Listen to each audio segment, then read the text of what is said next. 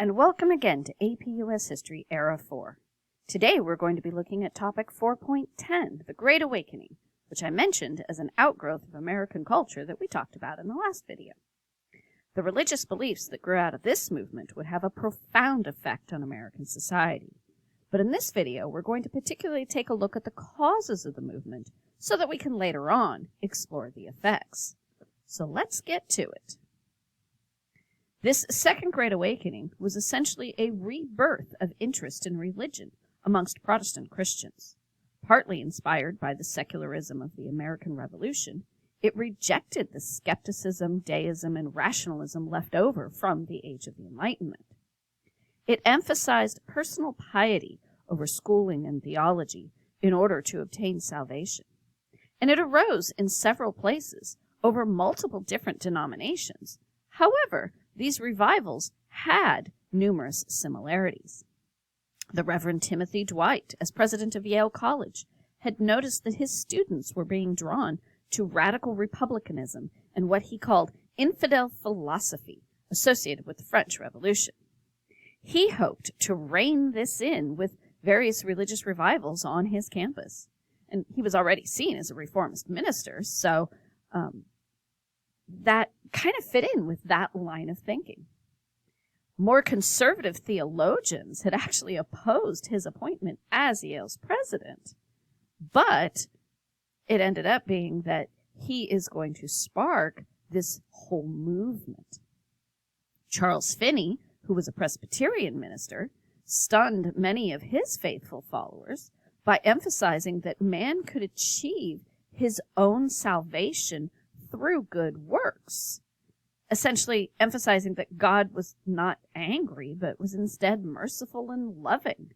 This was a message of hope and opportunity that contrasted tremendously with the earlier Puritan and Calvinist-influenced messages, which had included things like predestination, that you couldn't change what you were destined to be if you were destined to be saved or not.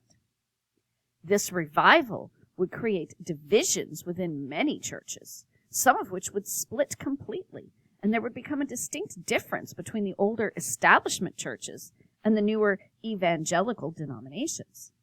This difference isn't quite a schism like the Catholic-Protestant split a couple of centuries earlier, but there was definitely a difference in emphasis on how to achieve salvation, and a difference in how their message of salvation was delivered.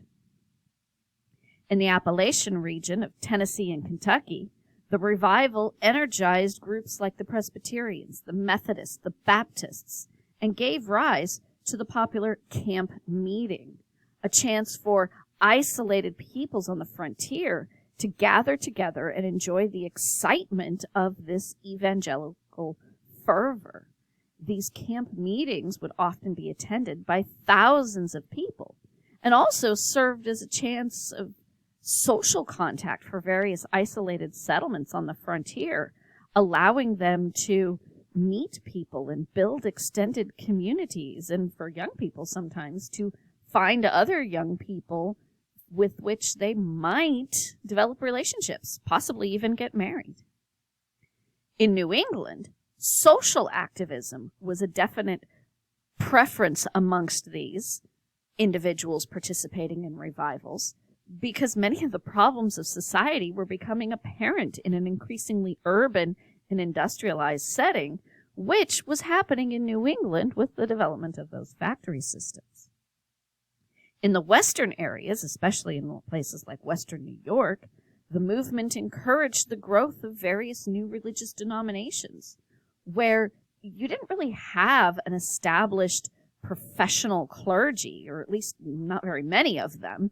And the area of western New York, which of course is where you see some of the earliest expansions because of the Erie Canal, but this area would prove particularly enthusiastic for these new religions. In fact, so many of these religious revivals took place in western New York that it became nicknamed the Burned Over District. This Second Great Awakening would also lead to the establishment of various utopian communities, who sought to be an ideal community within the larger American society and serve as an example to others. The Shakers were one such group, establishing themselves mostly in Ohio and Kentucky as an offshoot of the Quakers. They lived a simple life, which was reflected in the design of everything, from their clothing to their furniture, which is still a popular style today. They practiced communal living, with all property shared, and didn't believe in procreation, so therefore they had to adopt children or gain converts to their beliefs. Of course, that would also make it very difficult for them to continue particularly long. They did also have fairly advanced notions of gender and racial equality for their times, although men and women tended to live and work separately. Another group was the Oneida Society, founded in Western New York, who believed that the second coming of Christ had already happened, so therefore they could be free of sin and be perfect in this world. They also believed in female equality, and women were free to become artisans and even participate in religious and business activities. They supported their community with various economic enterprises, but the most lasting of which was their manufacturing of silverware. Another group growing out of this Second Great Awakening was a religion founded by a man named Joseph Smith, who incorporated a variety of different beliefs into the creation of what comes to be known as the Latter-day Saints, otherwise called the Mormons. He founded the religion after he said he was visited by an angel of God who revealed a new book of the Bible to him, the Book of Mormon. Many were drawn to this new religion, though it faced quite a bit of opposition, eventually driving Smith and his followers out of New York.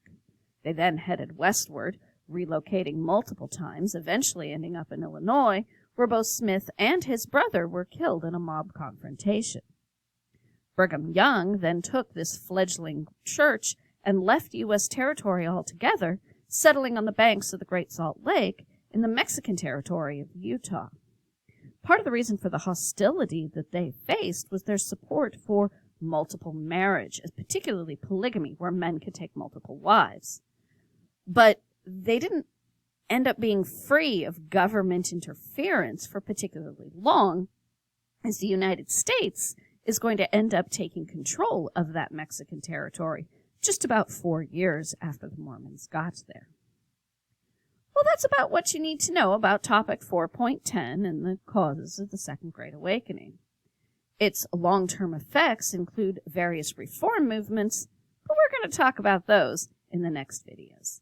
Until then, be sure to keep up with your assigned reasoning, and I'll catch you later.